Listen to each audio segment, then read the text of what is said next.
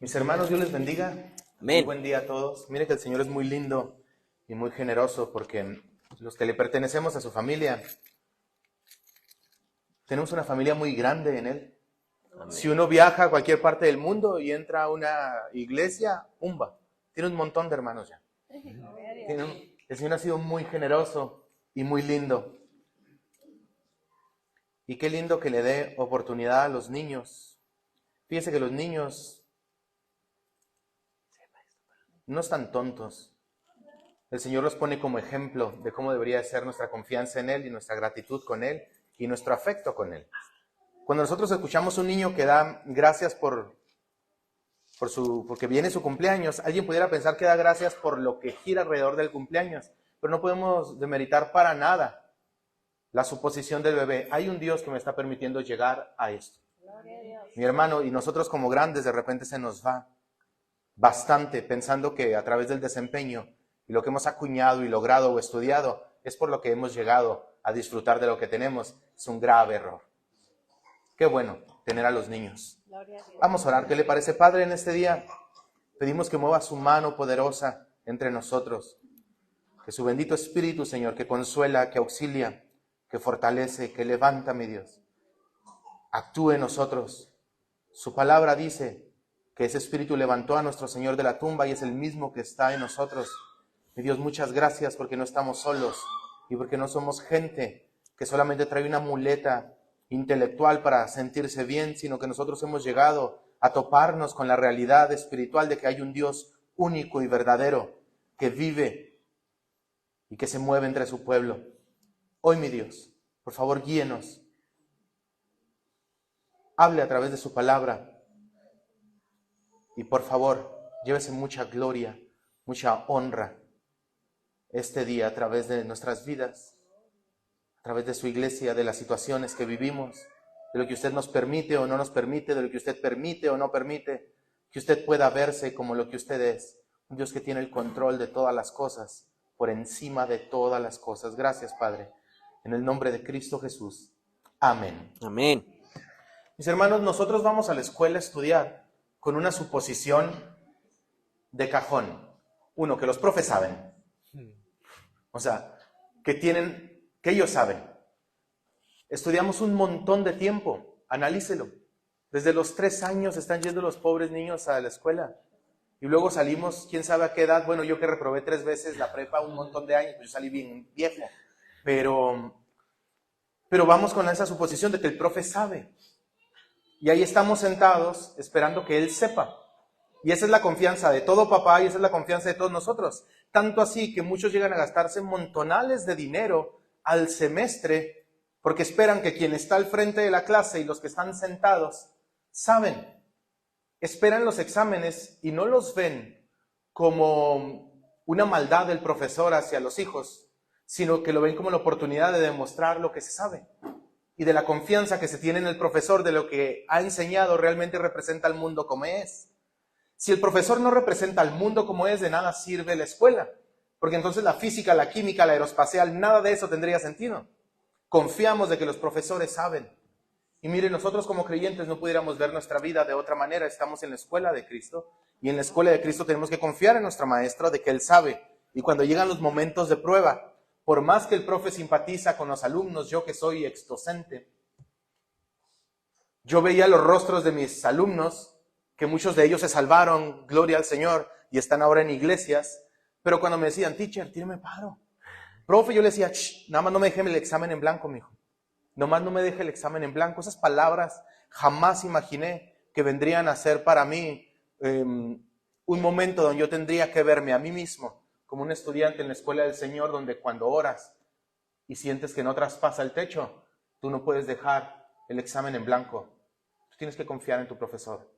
Tú tienes que confiar también en él.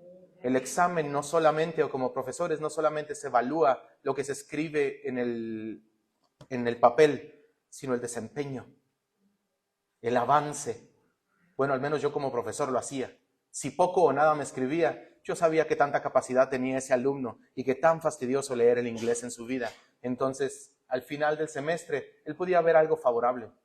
No porque sea un profe pasalón, sino porque no me interesa solamente la perfección de un 10 en un papel, sino el desempeño de la persona. En el cristianismo, hermano, nosotros va a ser casi imposible, y usted, por más viejo que esté, me va a dar la razón, de que nos unimos al apóstol Pablo en Romanos 7, cuando él hace una autobiografía de él que dice, lo que quiero hacer no lo hago, y lo que aborrezco hacer termino haciéndole. ¿Cómo funciona esto entonces? ¿Cómo? Una perfección cristiana es algo difícil de concebir en la mente. Hay tal doctrina como la perfección cristiana en el metodismo, aunque no todo el mundo la abraza, pero hay tal cosa como una perfección cristiana. Pero eso suena muy difícil con la vida personal y con la experiencia de nosotros en el mundo real. Sabemos lo que tenemos que hacer, ¿por qué no lo hacemos? Eso es algo que nos taladra a todo mundo sin importar la edad que tenga. Yo tengo 15 años predicando para el Señor, tengo algunos años, bueno, a lo mejor tengo más, ya ni me acuerdo, pero el Señor me rescató alrededor de los 20 años. Déjenme le doy un poquito yo de mi trasfondo, ya que les gustan tanto los testimonios, pues ahí les va, porque los testimonios edifican y son muy buenos. No se lleva la gloria el que da el testimonio, sino el Señor que salvó al que da el testimonio. Amén. Mire, yo era una persona que odiaba a Dios.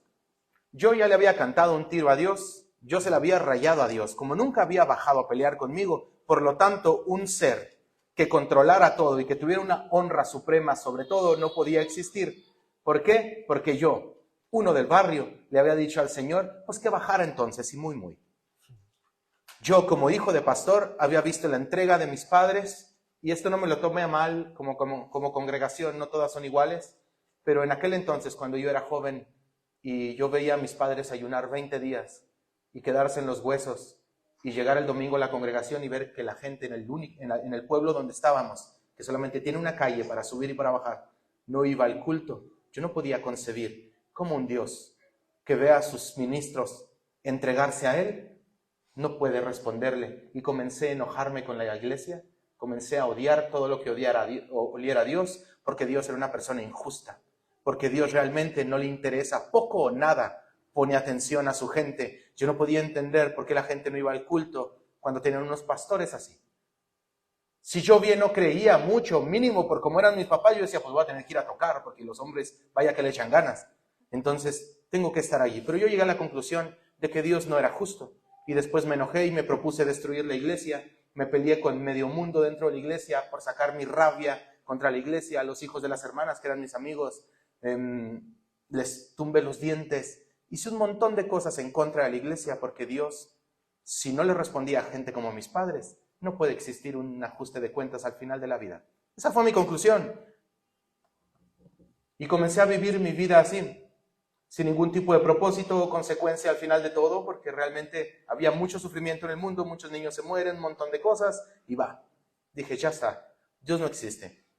Pero un día me pusieron una golpiza y llegué a mi casa yo en Chihuahua porque a los 16 años desprecié a mi familia y les dije, yo ya no más con ustedes, yo ya no más con su Dios, yo ya no más con lo que a ustedes les da paz y tranquilidad, allá ustedes si quieren vivir su vida así, yo no, yo me voy a Chihuahua. Y llegué a Chihuahua casi a los 16 años, conseguí empleos donde se pudo, por eso me corrieron de tantas preparatorias, porque era muy violento, muy agresivo, pero una noche me golpearon a tal grado que yo llegué a mi casa y tenía miedo de morirme. Y cuando estaba en esa cama, con tanto dolor por todos lados y pensando que me iba a morir, un pensamiento taladraba mi mente.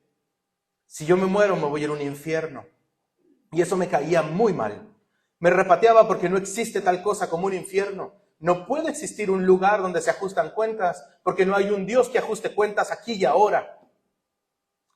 ¿Por qué tengo miedo? Entonces peleaba contra ese pensamiento, pero entre más peleaba contra él, más como que se intensificaba como un taladro el ruido de que si yo muero hoy me voy a ir a una eternidad sin Cristo, y me caía mal ese pensamiento. Llegó el punto donde me levanté de la cama, y cuando me levanté de la cama me fui al librero donde estaba, porque según yo, buscando mi independencia y ser la trompa del ferrocarril, ¿a dónde cree que llegué a vivir? A la casa de mis padres aquí en Chihuahua. Muy independiente, pero en la casa de mis padres. Y en la casa de mis padres hay un librero de pared a pared lleno de libros. Corrí y cogí una Biblia y le dije, yo no sé si tú existes, yo creo que no. Yo no sé si tú tienes algo que hacer con el ser humano, yo creo que no. Yo no sé si tú realmente cambias a la gente. Yo creo que no. Yo no creo que tú existas, ni que tengas algo que hacer con el hombre, ni que lo transformes. Pero si este es tu libro y si sí existes, quiero que donde yo lo aviente tú me hables. Y esa madrugada, Dios pasó por alto todo como yo me presenté delante de Él. Y Él entendió mi bancarrota personal, mi bancarrota espiritual, familiar, académica, de relaciones, de todo. Un hombre totalmente destrozado en una bancarrota que ya no podía más. Y le dije, si tú realmente existes, háblame. Y quiero que donde yo aviente la Biblia, tú me hables. Cuando yo aventé la Biblia al piso y la levanté, se abrió el Salmo 32:8. El Salmo 32:8 dice lo siguiente: yo te haré entender y te enseñaré el camino por donde debes de andar.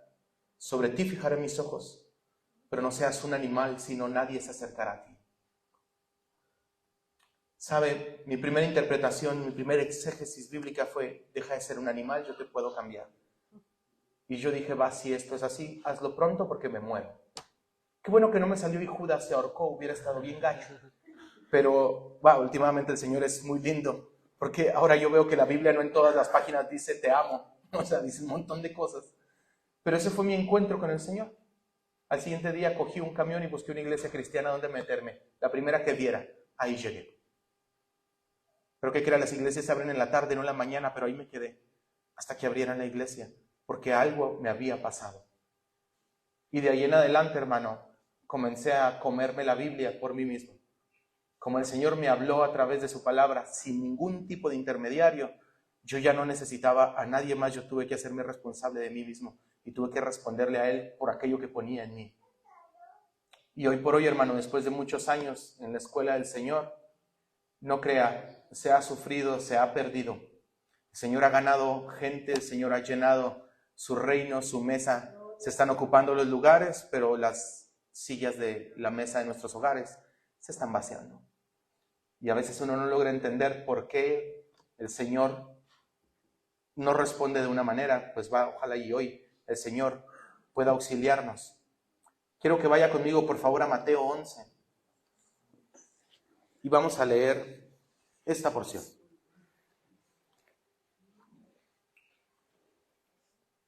En lo que usted llega ahí, hermano, yo le leo lo que dice el capítulo anterior en el versículo 24 y 25. Pero usted llegue a Mateo 11, por favor. En Mateo 10, 24 y 25 dice lo siguiente: el discípulo no es más que su maestro, ni el siervo más que su señor. Bástele a su discípulo ser como su maestro, y al siervo como su señor. Si al padre de familia llamaron Belcebú, ¿cuánto más a los de su casa? Y esto es algo que está diciendo el Señor, y esto, hermano, es para ubicarnos y veamos la vida cristiana en perspectiva. Si al Señor le pasaron cosas, ¿por qué nosotros esperamos que la vida sea distinta? Si al Señor se le despreció, si el Señor perdió, por así decirlo, tuvo que pasar por la cruz, ¿por qué nosotros tenemos una idea contraria a la misma vida del Maestro? ¿Por qué de repente a nosotros, sin querer, se nos forma algo de que no debería de estar sucediendo lo que está sucediendo? Como si el Señor no hubiera estado en un Getsemaní diciéndonos a nosotros, a través de la Escritura, lo que realmente pasó esa noche. Padre, si es posible, porque para ti todas las cosas son posibles. Esta es la confianza de Él mismo, que pase de mí esta copa. En otras palabras, si hay otra manera de que esto suceda, yo sé que hay una posibilidad de que tú lo puedes lograr. Pero llegó un momento donde Él decía, pero que no sea como yo quiero, sino como tú quieres. Cada vez que usted ve la palabra voluntad, hermano, telema o la palabra en griego que usted ve ahí es querer, lo que el Señor quiere, lo que Él desea. Que no sea lo que yo deseo, sino lo que tú deseas. Que no sea mi intención, sino que sea tu intención. Y vemos a un Señor ahí, hermano, llorando y también experimentando cosas que usted y yo experimentamos. La Escritura nos deja claro que nosotros no tenemos a alguien que sea apático a nosotros, sino que realmente nos comprende por cuanto Él mismo fue hombre y vivió las situaciones que hemos vivido nosotros. Hermano, ¿se ha sentido solo? Analice las palabras que dijo el Señor en la cruz. No es apático a nosotros porque entiende la parte de la soledad. siente que le han vuelto la espalda, que lo han traicionado, que la gente que debería de alguna manera quedarse se va. ¿Qué cree? Alguien más llegó y besó al Señor y le hizo lo mismo. No hay una situación que el ser humano, algún creyente experimente, que su maestro no haya experimentado. No existe algo que él diga, Chihuahua, esto no. Pues, bueno, ahí te va mi espíritu, pero yo esto sí no sé qué ha pasado. No existe esa cosa con él porque él mismo ha estado en esa situación. Esto es único en la fe cristiana. No existe, hermano, ni en otra filosofía, ni en otra creencia, lo que tenemos nosotros. Lo que cantó la hermana ahorita, se me salían las lágrimas y parecía una Magdalena, porque todo lo que estaba cantando es cierto. Yo, hermano, he estudiado bastante filosofía, he estudiado un montón de cosas y jamás he visto, ni en mitologías nórdicas, ni en griegas, lo que nosotros tenemos en el cristianismo. C.S. Lewis lo pone de la siguiente manera: el mito que es verdad, aunque parece un oxímoron, aunque parece una contradicción, no, es en serio. Alguien llama mito al cristianismo, ¿qué te digo? Es verdad. Todo lo demás sí es un mito en toda la extensión de la palabra, pero en el cristianismo no. Hay un Dios realmente que ha dejado todo y que se ha vaciado y que ha tomado forma de aquello que Él mismo creó. Esa es una humillación grandísima. Por eso Pablo en Filipenses 2 lo pone así: esto es humillante, de que el dueño de todo no se aferrara a ser dueño de todo, sino que tomara forma de siervo y participara en su creación y se limitara a muchas cosas de su creación. Esto habíase visto en algún lugar, habíase visto que el rico dejara su mansión, como cantaba la hermana ahorita, o que Dios, en todo lo que nosotros podemos leer de mitologías y de filosofías, que Dios realmente se ha apiadado así de su gente, a tal grado de vivir como uno de ellos. Esto no existe en otro lado, hermano. Esto existe solamente en nosotros. Y hay una manera en que usted y yo deberíamos de voltear muchísimo a nuestro Señor siempre. Mire, en la vida cristiana la mayoría de las cosas que nos acontecen nos sirven siempre como testimonio posteriormente. En el momento no lo vemos, pero en retrospectiva tiene mucho sentido y después decimos, mira bueno, esto se parece mucho a lo que me pasó, y predicamos. Y no predicamos como si no nos doliera o como si no nos hubiera pasado. Predicamos ahora como el Señor le dijo a Pedro. En alguna ocasión el Señor le dijo a Pedro: Pedro, el enemigo los ha pedido para zarandearlos como al trigo. Yo me imagino que Pedro lo agarró el hombro y le dijo: pero tú le dijiste que en él, Señor, ¿verdad? Que no se arma. Y el Señor lo voltea a ver y le dice: Pedro, yo he orado para que tu confianza no falle. Y una vez vuelto, confirma a tus hermanos. La situación iba a pasar, pero la esperanza es: tú vas a volver y vas a hacer una confirmación para tus hermanos. Mi hermano, en la vida cristiana deberíamos de aprender a interpretar ya, de ahora en adelante y desde hace mucho tiempo, nuestra confianza en el Señor a través de los lentes de la Escritura, y no interpretar nuestra confianza en el Señor a través de las situaciones de la vida, porque las situaciones de la vida van y vienen. El escritor de Eclesiastés dice: un mismo suceso le acontece al que se santifica y al que no, al que se limpia y al que no, al que le busca y al que no. ¿Cuál es la diferencia entonces? La diferencia es muy grande. Que nosotros lo que vemos y lo que experimentamos no es todo lo que existe. Existe un allá y un después. Existe un lugar donde dijo Cristo: creen en Dios, pues crean también en mí. Porque en la casa de mi Padre hay un montón de lugar para ustedes. Voy pues a prepararles un lugar para que donde yo estoy, ustedes también estén. ¿Y saben qué? Voy a volver por ustedes. Y el Señor es tan lindo que dice: si así no fuera, yo te lo hubiera dicho. Son los versículos que siguen. Mi hermano, el Señor es muy generoso y es muy lindo. Hay que aprender a ver sus palabras de una manera muy personal.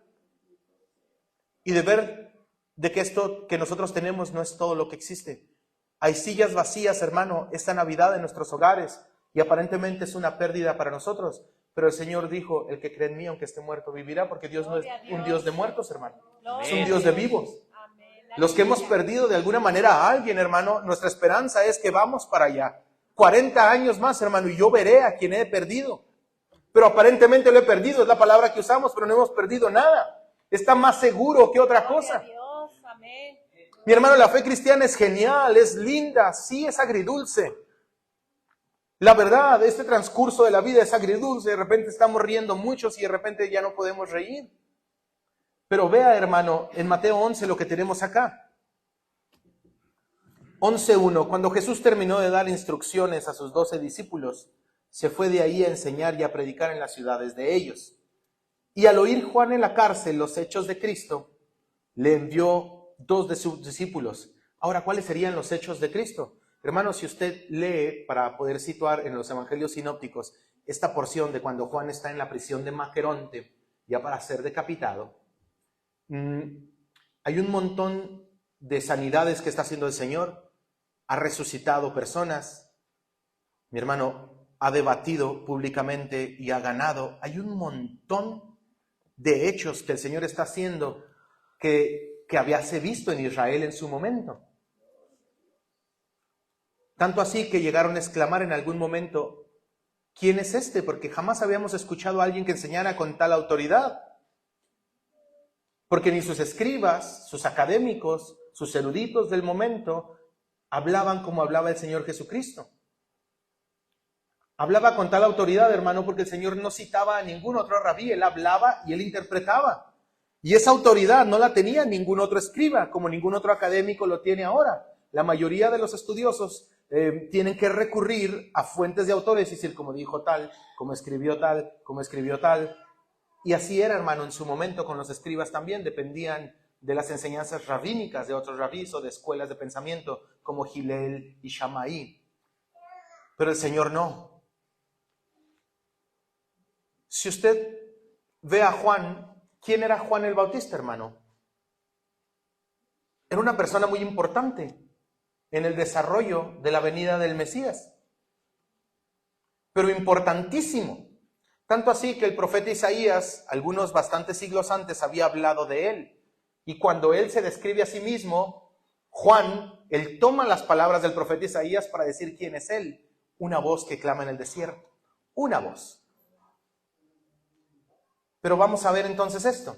Escucha Juan en la cárcel los hechos de Cristo y le envía a 2 de sus discípulos para preguntarle, versículo 3, ¿eres tú aquel que había de venir o esperamos a otro? ¿Eres tú aquel que había de venir o esperamos a otro? Mi hermano, Juan el Bautista le habían dicho, ¿eres tú el profeta? ¿Eres tú el Cristo? Y él había dicho, yo no soy ni el profeta, yo no soy el Cristo.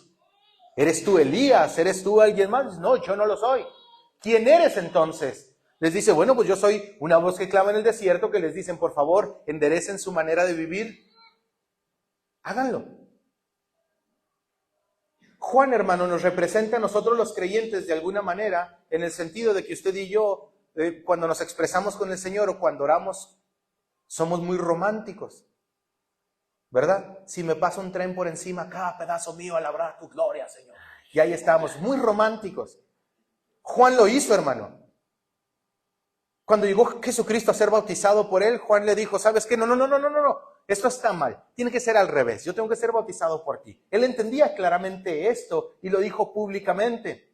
En otra ocasión, cuando estaba él con sus discípulos, pasó Jesucristo y dijo, he ahí el Cordero de Dios que quita el pecado del mundo.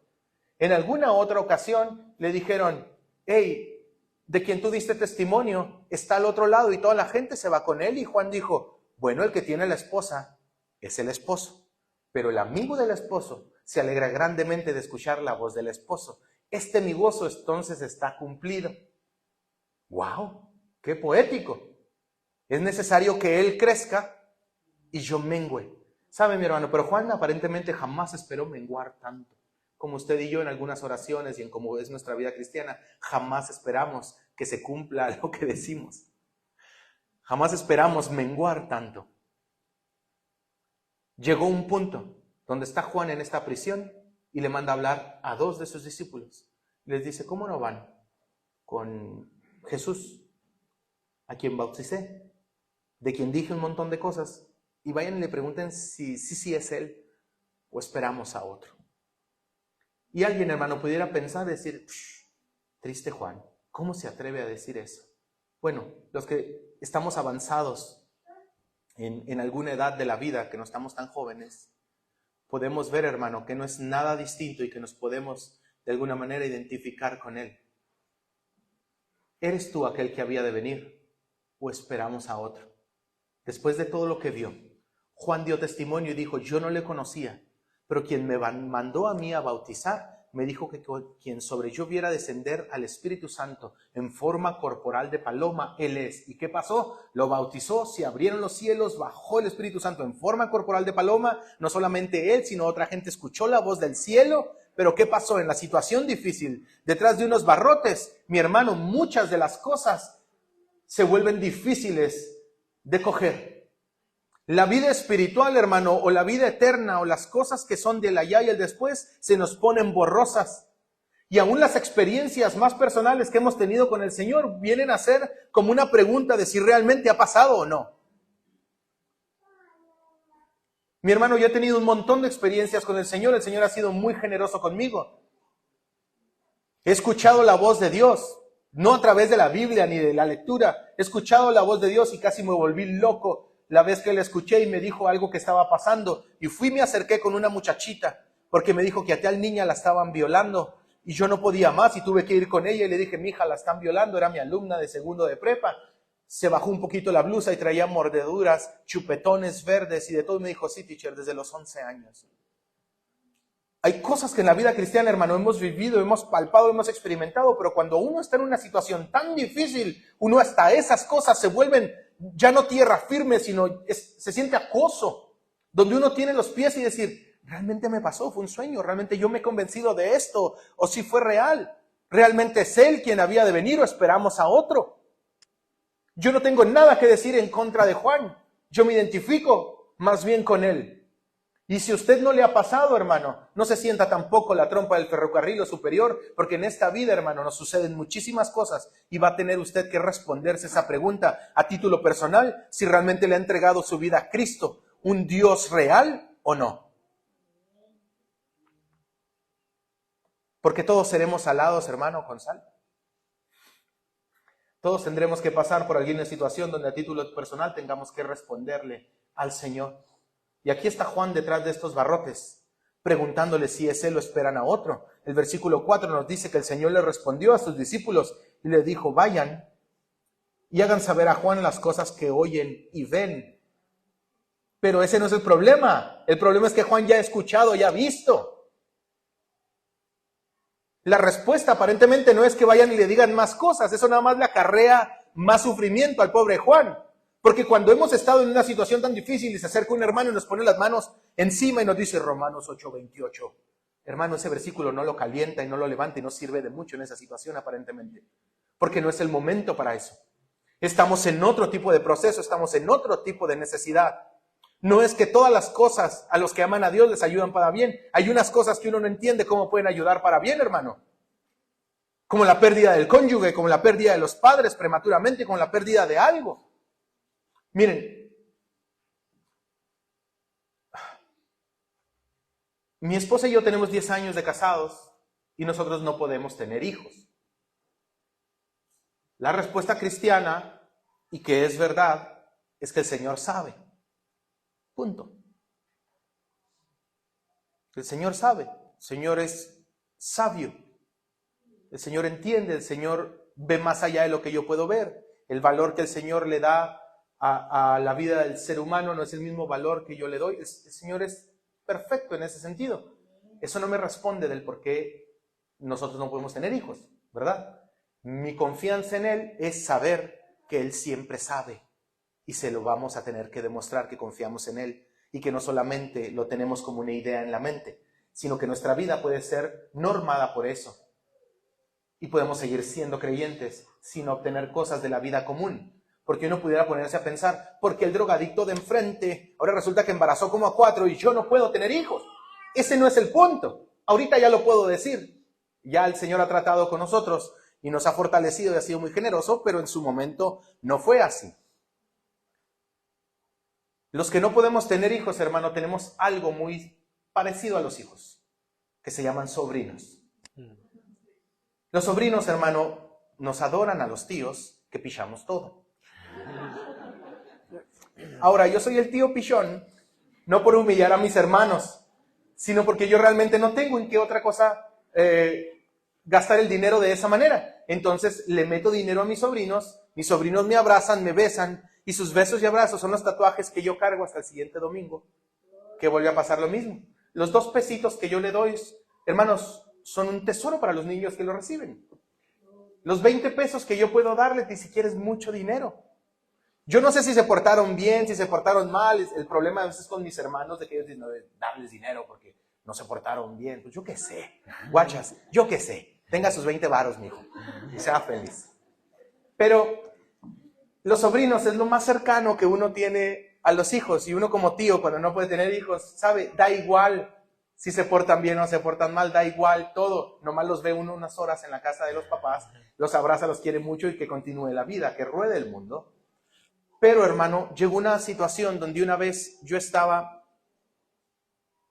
trabajando en la feria del libro con una barra de café y yo tengo varios años, voy a cumplir 6 años yendo a la cárcel a predicar, mayormente los viernes. Cierro mi empresa los viernes para cualquier cosa que pase los viernes tener que responderle al Señor. Pongo mi camioneta, mi gasolina, estudio, hago lo que tengo que hacer y voy a la cárcel. Les llevamos café, pan, artículos de aseo personal, que no los compro yo, los compra la iglesia.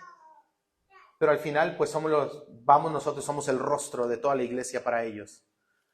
Y va uno y predica ahí, y ¿qué cree? La gente se está salvando y ahora ya tenemos pastores adentro y tenemos diáconos dentro de la iglesia.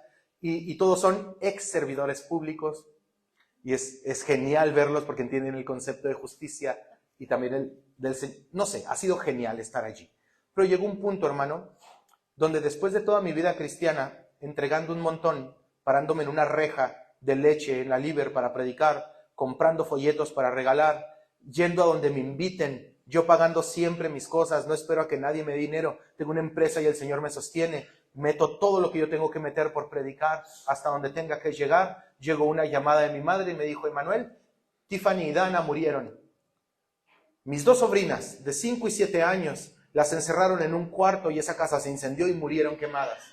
Cuando yo recibo esa noticia, de 5 y 7 años, yo comienzo a pensar, ¿qué consecuencia moral de sus acciones tienen mis sobrinas?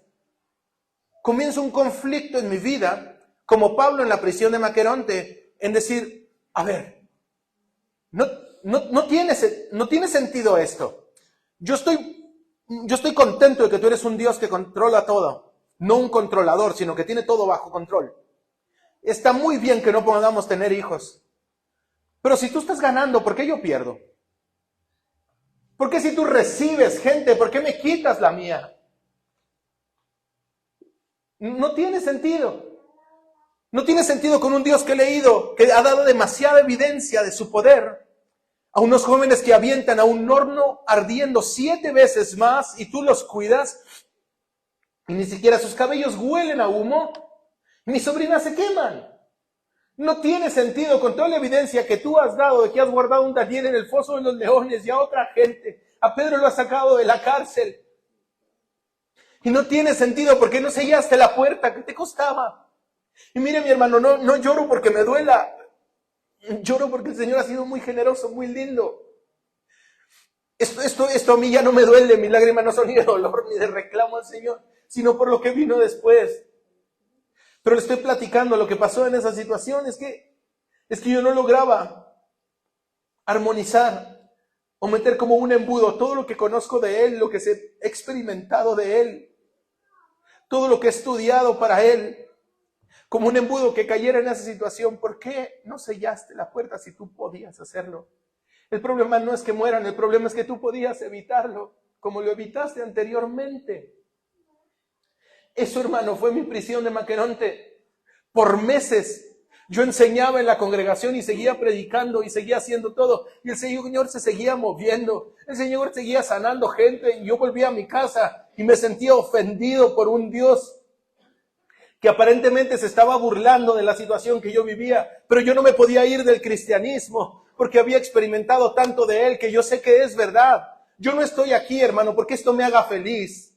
Yo estoy aquí porque esto es verdad. La felicidad poco, nada importa cuando algo es verdad. Si es verdad, es lo más inteligente y razonable hacer, quedarte. Y yo dormía a mi esposa y me iba al único sillón que tenemos en la sala y metía mi rostro y gritaba y le decía, nada más enséñame tu diario personal, de qué sentido tiene, de que mis 2 sobrinitas hayan muerto quemadas. Yo no tengo problema en que se muera la gente. Yo tengo problema en que los míos hayan muerto como se murieron. Tú puedes responderme. Le respondí al profeta Habacuc y yo me agarraba de eso. Un profeta del que no sabemos absolutamente nada y que solamente se queja de todo.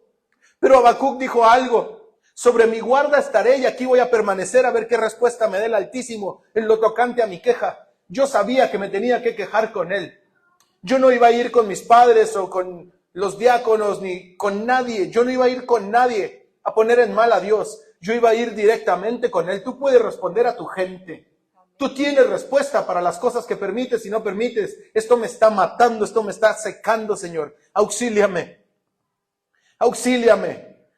Y silencios totales, hermano. Llegó un punto donde yo dije, esta va a ser mi resolución. Yo voy a dejar de predicar. Yo voy a dejar de enseñar, yo voy a dejar de estudiar. Yo me voy a sentar en una silla como cualquier otro hermano que yo conozco, no usted, otro. Que nomás va y va. Y así voy a ser yo. Feliz de que estoy en la familia de Dios, pero a mí ya no me van a ver en ningún poste con un micrófono predicando en el barrio.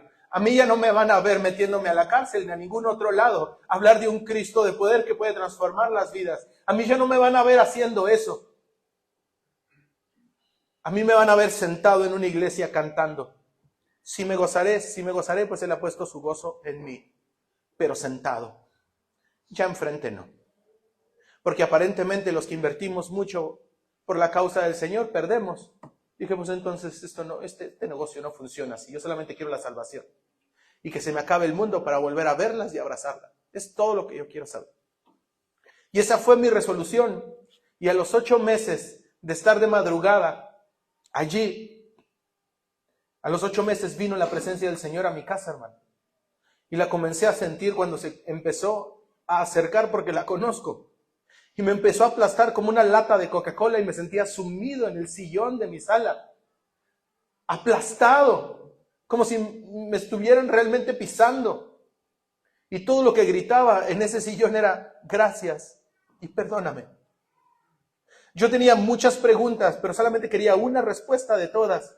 Estuve meses buscándole para que viniera y me respondiera. Y cuando realmente vino, yo no pude hacer ninguna otra pregunta. Yo tuve que hacer algo. Pedir perdón y agradecer. ¿Sabe, hermano? Porque yo no necesitaba realmente la respuesta que yo estaba buscando. Realmente la hoja del diario personal de Dios no era lo que yo necesitaba. Lo que yo necesitaba era que Él viniera con su presencia a mi vida y que me recordara una cosa, todo lo que Él había hablado. Porque lo que yo recordaba de Él no tenía sentido en mi situación. Pero cuando Él vino una vez más a mi casa, y yo sé que los que han experimentado la presencia del Señor me entienden. Cuando Él vino y me visitó una vez más, yo me di cuenta que esto no es todo lo que hay, aunque ya lo sabía. Gracias, brother. Aunque ya lo sabía, yo no necesitaba realmente el por qué murieron y en qué va a funcionar esto. Lo que yo necesitaba era saber, mi hermano, una cosa, lo que dice el Salmo 40:17. Y déjeme se lo leo.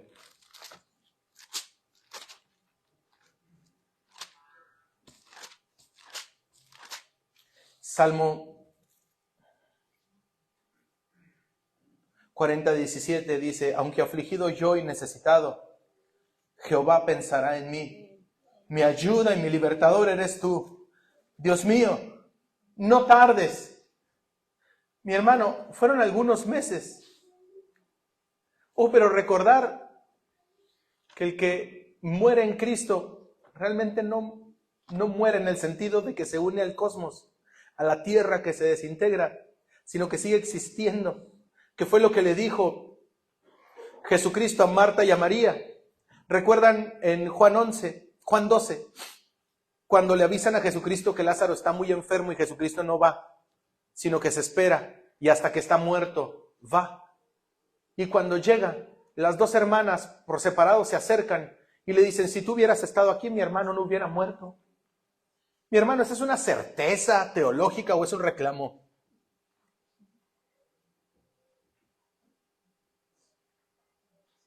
Para mí, me representaban totalmente.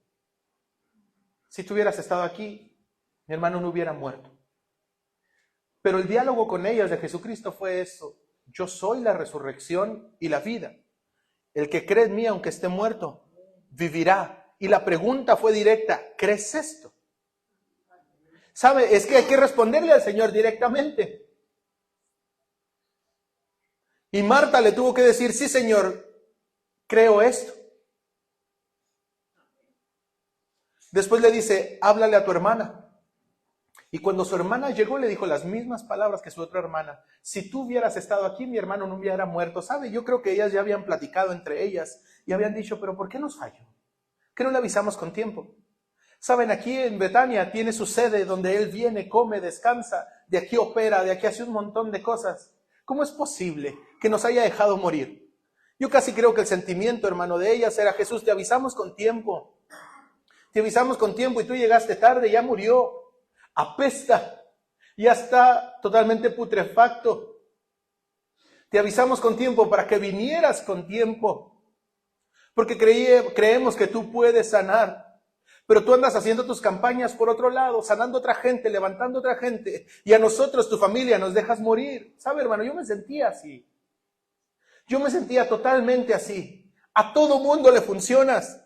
Sigo predicando con una incertidumbre en mi cabeza y luego tú te sigues moviendo bien fuerte. Yo lo veo casi como una ofensa, como una burla. Pero su presencia, hermano, vino a cambiar todo. Esa madrugada vino a cambiar todo. Yo no me he convencido de esto. Yo no estoy tonto. Yo no estoy loco. Yo le he visto, yo le he escuchado. Y su palabra dice que iremos llorando los que sembramos la preciosa semilla, hermano, andando y llorando. ¿Sabe? Pero por favor, andando, llore todo lo que quiera, pero siga andando. No se detenga, porque la promesa es que volveremos, hermano, con las manos llenas, amén, rebosantes. El Señor es lindo y generoso. El Señor puede llenarle sus manos. Sí se vacían cuando se van los nuestros, hermano, pero el Señor puede llenarnos. Él es muy lindo. Juan, hermano, estando en esta situación, las palabras de Jesús fueron las siguientes: díganle a Juan que los ciegos ven, versículo 5, que los cojos andan, que los leprosos son limpiados, los sordos oyen, los muertos son resucitados, y a los pobres es anunciado el evangelio. Y según Isaías 61, hermano, tenía que seguir, y a los presos, apertura de cárcel. Yo me imagino que cuando fueron a decirle estas palabras a Juan, y Juan comenzó a escucharlas como ya conocía al profeta Isaías, comenzó a llenarse de gozo. Los sordos oyen, sí. Los ciegos ven, sí. Los muertos son resucitados, pues claro. A los pobres les es anunciado el evangelio, sí. Y seguía, y a los presos, apertura de cárcel. Y ahí se terminó lo que le tenían que decir. Yo me imagino a Juan diciéndole: y a los presos, apertura de cárcel. Y no siguió eso. Muchachos, por favor, sigue más. No, es que no dijo más. Sí, ¿cómo no? Es a los sordos, a los ciegos, a los muertos, a los pobres y a los presos. No, es que no dijo más. Ah, no, sí dijo algo más. Versículo 6. Y bienaventurado es el que no encuentre tropiezo en mí. Y Juan así de que, no, seguía, y a los presos apertura de cárcel. ¿Sabes esta frase? Bienaventurado el que no encuentre tropiezo en mí. Era la frase que el Señor tenía de consuelo para Juan. Era la frase que el Señor tenía para que Juan dijera que su vida había tenido valor a los ojos del Señor mientras duró. Porque seguía la vida eterna para él.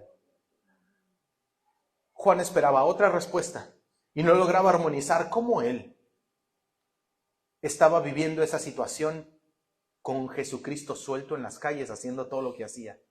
No lograba entender por qué él en cárcel, si a él se le escogió desde pequeño. Todo lo que él experimentó del Padre, todo lo que él escuchó, todo lo que él dijo: yo no soy, es necesario que él crezca, que él mengue. Todo lo que él tenía muy claro, en esa situación no lo tenía tan claro. Y el Señor le manda a decir: y bienaventurado es el que no encuentre tropiezo en mí. La palabra makarios, hermano, en griego significa feliz, dichoso, afortunado. Y tropiezo es la palabra que es escandalizo, de donde viene la palabra escándalo.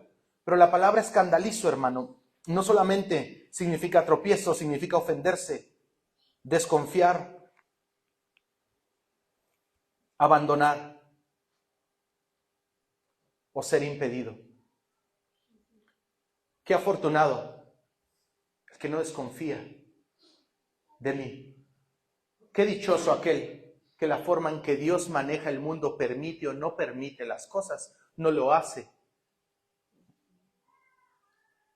de alguna manera decepcionarse de Él. Qué dichoso aquel que cuando va perdiendo aparentemente, no deja a su maestro y se da la vuelta. Hay una fortuna y hay una dicha que no todos los creyentes, hermano, van a poder experimentar, porque en el momento de la cárcel solamente dicen, a mí se me hace que no era.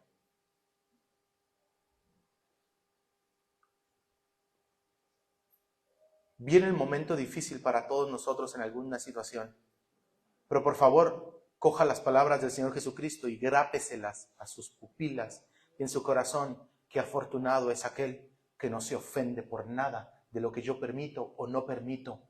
Mi hermano, esta vida no puede definir lo que el Señor nos promete después de esta vida. Es necesario que ya dejemos de interpretar nuestra fe a través de las situaciones de la vida y que las situaciones de la vida tengan sentido a través de nuestra fe en el Señor. Nuestra fe en el Señor es la siguiente. Nosotros nos vamos y este mundo se queda. Nosotros trascendemos y este mundo será enrollado como un pergamino. Este mundo será destruido, pero nosotros no pereceremos jamás los que confiamos en Él.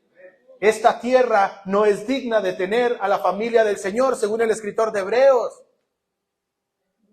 Esta tierra no es todo lo que tenemos, ni la gente que nos acompaña es todo lo que tenemos. Si la gente que vive a nuestro lado es hija de Dios, hermano, usted la tiene segura en el lugar donde está, porque nosotros iremos a ellos. Este es el orden. La gente se va y llega a las moradas eternas. Luego después los que hemos quedado nosotros moriremos y llegaremos a las moradas eternas, pero estaremos en el mismo lugar al mismo tiempo, en algún momento. A través de la fe yo puedo ver entonces, hermano, que todo lo que yo sentí no representaba realmente lo que es las verdades eternas que el Señor nos ha dado. No podemos evitar sentir cosas. Usted no lo puede evitar. Las emociones no las puede evitar. Yo sé que usted lo ha leído en Efesios capítulo 4, de 26 y 27. Dice, encolerícense, enójense, pónganse furiosos, todo lo que ustedes quieran, pero no pequen. Saben, hay lugar para las emociones, hay lugar, hermano, para las cosas, pero las acciones que fluyen de ahí son las que se pueden catalogar como pecaminosas o como justas. Usted y yo, hermano, somos una maraña de emociones y sentimientos, pero tenga mucho cuidado que se desprende de las emociones y los sentimientos, porque de repente las emociones y los sentimientos no representan al mundo como es. Alguien puede sentirse solo en este lugar y no está solo. Su sentimiento y su emoción no tienen nada que ver con la realidad objetiva que estamos viviendo. Alguien puede sentir que el Señor no le ve, pero el Señor dice, yo no puedo quitar mis ojos de ti porque te tengo esculpida en el hueco de mi mano. Esas cosas, hermano, lo que usted sienta, lo que yo siento, no puede representar la realidad espiritual que existe al 100%. Vale más, entonces, que mientras estamos llorando, sigamos andando, que mientras sigamos, hermano, no entendiendo muchas cosas, procuremos estar en el lugar donde se nos da la respuesta. Quéjese, pero no vaya y se queje a la casa de un hermano, de un líder, para poner mal a Dios. Quéjese con Dios. Si usted cree que el Señor tiene la respuesta, quéjese con Dios, vaya ahí. Juan pudo haberle ido a preguntar a alguien más, si habrá sido él o me equivoqué. No, dijo, vayan y pregúntenle a él, si es él o esperamos a otro. La respuesta es, no esperes más. Las mismas evidencias de lo que estaba haciendo el Señor les estaba atestiguando que era él y no había que esperar a nadie más. Que aparentemente a Juan no le estuviera funcionando su vida como él quisiera, esa es otra cosa, de que su vida no tuviera el propósito que el Señor quería que tuviera. Que no hay diseño, objetivo o propósito bueno en la mente de Dios. El Señor es muy lindo y del sufrimiento, hermano, siempre puede sacar algo bueno. Lo que se piensa para mal, el Señor lo puede tornar para bien, esto lo sabemos. Pero cuando le llegue el momento, hermano, por favor, recuerde que qué dichoso es aquel que no se aleja del Señor por lo que sucede en esta vida. Porque esta vida no es todo lo que tenemos. El Señor es el mismo de ayer, de hoy y por los siglos. Eso quiere decir que si esto lo dijo en algún momento particular de la historia, esto, como el Señor no cambia, esto es una verdad incambiable, inamovible y va a ser eterna. El Señor, hermano, recompensa a los que no se rajan, a los que no tiran la toalla cuando ya están a punto de cruzar, hermano. Lamenta, aguanta, llora lo que tengas que llorar, aguanta los sufrimientos. ¿No le dijo Pablo a Timoteo? Timoteo, por favor, sufre las penalidades como buen soldado del Señor Jesús, porque yo tengo por certeza esto, que los sufrimientos del tiempo presente no serán nada comparables con las glorias que recibiremos allá y después. Mi hermano, el Señor es muy lindo y generoso, sí fortalece y sí nos pasan cosas, pero el Señor no nos ha dejado en ningún momento. Voltea a Él y quédate allí, no te vayas a ningún lado. Quédate porque la respuesta viene, quédate porque el abrazo viene, quédate porque el Espíritu del Señor desciende en su momento y te vuelve a hacer ver con claridad a través de tus ojos y calma la tormenta de tu mente para que puedas pensar lo que es. Sí, estoy sufriendo, pero Él no es apático, Él también sufrió. Y Él dijo que así como Él resucitó, nosotros resucitaremos. Mi Señor y mi Salvador, yo espero tu venida en cualquiera que sea. Si vienes antes por mí en una situación que no es, o si estoy despierto y luego vuelves tú, Señor, yo me quedo y no me voy a ningún lado, porque a quién miré si solamente tú tienes palabras de vida eterna. Mi hermano, por favor, coja las verdades del Señor y vea las situaciones de su vida a través de las palabras de nuestro Maestro, porque la suposición fundamental del cristianismo es que el Señor tiene razón. Así es. Quedémonos en la escuela de Cristo. Y nomás no deje, hermano, el examen en blanco, porque el Señor es muy generoso, muy lindo. Vamos a orar. Amén. Padre, en este día, alabamos su bendito nombre. Glorificamos, Señor, su sabiduría. Mi Dios, lo que pasa o lo que no pasa, mi Dios, nosotros estamos contentos. Nuestras lágrimas, no, Señor, no son de tristeza, nuestras lágrimas son porque estamos seguros en usted. Su palabra nos hace sentirnos seguros y nosotros podemos comparar nuestra vida con su palabra y decir, Señor, ¿quién es el hombre para que en él piensas y tengas memoria de él? Oh, mi Señor, usted se ha agradado en hacer las cosas así. Ciertas cosas que ni aún los ángeles conocen, nosotros las conocemos. Solamente nosotros experimentamos lo que es su gracia, lo que es ser restaurados, levantados, reconfortados. Ningún ser espiritual, mi Dios, goza de eso. Auxílienos, por favor. Mueva su mano de poder con el hermano que esté sufriendo, que tenga algún periodo difícil en su vida donde esté diciendo, tal vez no valdría la pena seguir acá. Tal vez invertirle tanto solamente es una pérdida. Oh, mi Señor, visítelo en sueños. Visítelo, Señor, en su casa, manifiéstese para que pueda comprobar y pueda ver, Señor, la profundidad de su realidad. De que usted no es un Dios apático, ni cruel, ni malévolo. Que usted nos acompaña, que usted está con nosotros todos los días. Que usted sabe poner su mano sobre nuestro hombro y decirnos, yo estoy intercediendo para que tu confianza no falle. Mi Señor, gracias por estar con nosotros. Mi Señor, gracias por su palabra.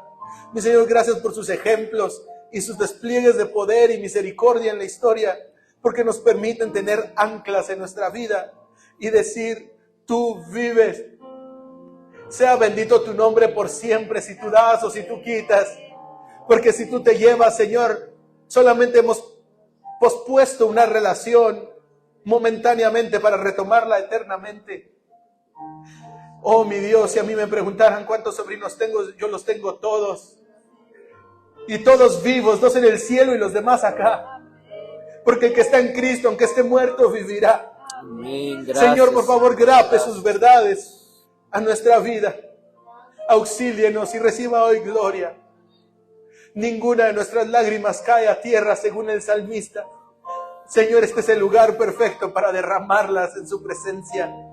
Gracias. Gracias, mi Señor y Salvador, gracias.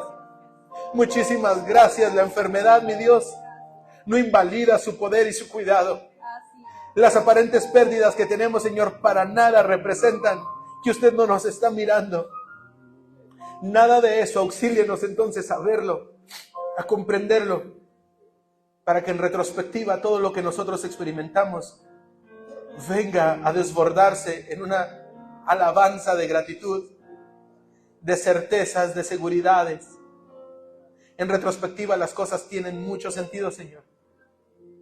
Auxílienos, por favor. Se lo pido en el nombre de Jesús. Amén. Amén.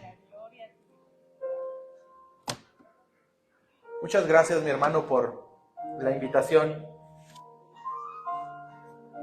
Mire, yo jamás imaginé que esto iba a resultar en algo bueno, pero el Señor ha sido muy lindo. Amén. Muy lindo. He experimentado unas gracias de Él a través del sufrimiento, que si ahora me toca sufrir, yo ya no me preocupo si va a durar mucho o no. Ahora veo algo más, las bendiciones del quebrantamiento, lo que sigue después, lo que voy a conocer de Él, lo que voy a experimentar de Él, aunque esta carne se duela mucho, y aunque mi mente, hermano, yo qué sé, esté frita de tratar de explicar las cosas del por qué, ahora solamente espero algo, conociendo el carácter del Señor, que vienen unas experiencias con Él que no las hubiera yo tenido de otra manera. Abrace a su Señor y lo que Él permita o no permita. Dios le bendiga.